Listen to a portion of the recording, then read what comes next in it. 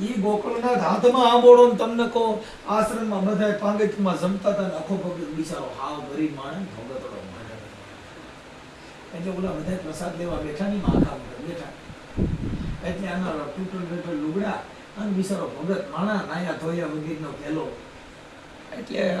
ગુરુ ગોકળના ધામથી બધે બાપા પ્રસાદ લ્યો તો ઓલો ઓખો બેસો કે ભાઈ તું અટણ ઘડી પર ઓલી બાજુ ગયો તા ને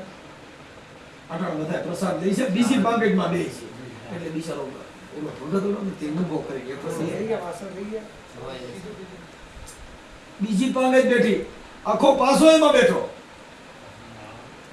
એટલે ગુરુ ગોકળના ઘાટો મારતો પાછો અખાન જોઈએ એલા ભાઈ કે આટલી બધી ટ્રાફિક છે ઘડી ચારીને મારા ભાઈ કે તું એક પર બેહીને બધા જમી લે તઈ જેમ છે એટલે આખા વખતે દુઃખ લાગ્યું કાંઈ વાંધો નહીં ત્રીજી ચોથી પાંગતમાં બે પ્રસાદ લેવા ચાર પાંગત બેઠી ચોથી પાંગતમાં બેઠું ને તહીં આખા ભગત પાછું જરી બોલ્યા એટલે આને દુઃખ લાગી ગયું અરે રે આ જગ્યામાં સંતમતની વાત ક્યાં છે આ તો આડંબર ભક્તિ છે અહીંયા તો 5 રૂપિયા દે એને સન્માન મળે છે અહીંયા આખાનું માન નથી આખા હાલો આપણે આખા ભગત લઈ ગયા આખો થયું હાલતો એના ગામમાં એક રાજા હતા ત્યાં જઈ રોવા ગયો અરે આખા શું થયું કે બાપા મને થોડું દુઃખ લાગ્યું કે હું ગુરુ ગોકળનાથની જગ્યામાં ગયો તો ત્યાં મને માન મળ્યું નહીં મને કોઈએ પ્રસાદ લેવા દીધો નહીં બાપા મારી તો દિશા ખરાબ કરે છે એટલે મને બાપા એક વસન દયો તો બોલો કે મને કાલે તમારો ઘોડાનો રસાલો તમારી બગી અને મને એક જોડી લેંગો જમવો આપો તો મારે પેરીન ગુરુ ગોકળનાથની જગ્યામાં જાવું બાપુ આટલું મન કરી દીધું ને પસાર રૂપિયા કાંઈ વાંધો નહીં બાપા જાઓ અરે કે ક્યાં ગયા આ બધાને કે આખા ભગત ને કે ઘોડાનો રસાલો બધું તૈયાર કરી દો આનું આખો બાપુનું સૂટ બૂટ પહેર્યું અને બગીમાં બેઠા ગુરુ ગોકળનાથની જગ્યામાં ગયા તો ભાઈ તમે કહો ગોકળનાથ આવ્યો હા ઓ ધન ઘડી ધન ભાગ એ અમારા ઘરે મહારાજ પધારે ઓ બાપુ હરી હરી બાપા પધારો પધારો પધારો એટલે આખા ભગત ઉતરે અમારે ખબર નહીં કાલે ઓલો ખાતા બગીનો કઈ જોઈએ છે આ સતાન સંપત્તિનું માન છે મહાપુરુષોએ આના ઉદાહરણો દીધા ઈ ન્યા ગયા આખા ભગત ઉતર્યા હેઠા ને એટલે જેમ કે ગોકળનાથે કીધું કે આવો બાપા ધન ઘડી ધન ભાગ અમારા ઘરે મહાન પધાર્યા સંતો બાપુ અમારો આંગણું પવિત્ર થઈ ગયું અમારા પગલા પાડ્યા બહુ સારું કીધું આખા ભગત કે આ બાપા સારી વાત છે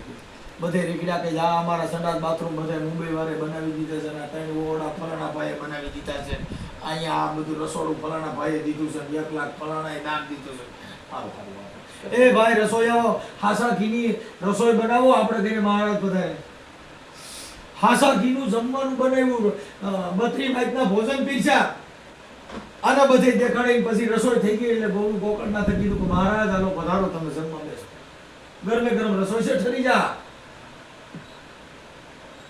આજે ગોકળનાથે એટલે હામાં બેઠા હતા ને ગરમે ગરમ હાસા ઘીની વાનગી બધી પીધી રોટલી શાક ને દાળ ને ભાત ને હાસા ઘીના શીરા પા મૂકી પસાની નોટ આખા ભગતે ગુરુ ગોકળનાથ કે લ્યો ભગત જમો મહારાજ જમો એટલે આ નોટ ને કે લ્યો બાપા જમો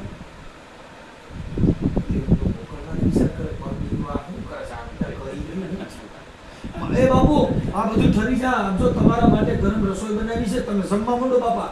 એ બાપા ઓલી પસાની નોટ ને કે લ્યો જમો જમો આ બધું ગરમ છે જમો એટલે આ ગુરુ ગોકળનાથ કે મારું દીકરો આ આમ કરે એટલે કીધું બાપુ શું થયું કાંઈ અમારે વાંધો પડ્યો એ કે તું આ જે બધું કરસ ને રૂપિયા વાળાને ખવડાવે મને ખવડાવતો નથી મને ખવડાવો તો કાલ કે 4 પાંગતમાંથી કાઢી મૂક્યો તો હું યખો છે આ ઘોડાય મારા નથી આ સભા પેલે એ મારા નથી આ 13 રૂપિયા વાળાને કાંઈ ખવડાવ્યા તો કાંઈ તગ્યો તો ભૂખ્યો ગયો તો ઈનો યખો છે એ સાહેબ એટલે એને મહાપુરુષોએ કીધું બાપા ગુરુ કર્યા પણ જેને જ્ઞાન ના આવ્યું જેને વિમળ ના આવી વાણી કા જેનો ગુરુ હોય જ્ઞાન વિનાનો કા પાપી હોય ઈ પ્રાણી સાહેબ આ સંતના ઘરની વાતો